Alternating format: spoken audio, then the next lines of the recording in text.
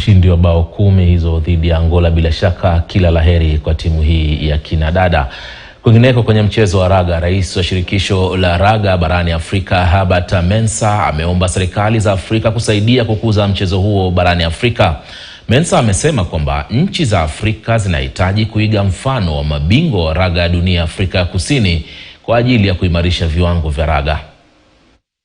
Look, every kid wants to play rugby. They would like to get into touch rugby, you know, dodging and ducking and whatever else. It's more fun than just kicking around, ball around here to here and then falling down and pretending you're injured and the rest of it.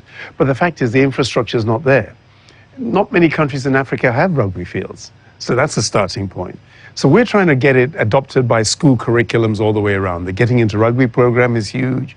We need to start building up a database of kids from a younger age going up. And really, if we can get the politicians to understand that it's actually better growth path for kids, then that would be a huge start. Look, some countries are taking it very seriously. We've seen recently with Kenya and Uganda and Zimbabwe. Namibia obviously is, you know, and then the ones up in the north. I was there recently with Morocco, who've been readmitted, and Tunisia and Algeria. There are countries in Africa who are now beginning to put more and more money in it. And I think we saw with the recent Sevens tournament in Harare and the one in Tunisia won by the box and the one in Harare won by Kenya, that the standard has just gone. That means the investment is getting back into place, but it is not enough.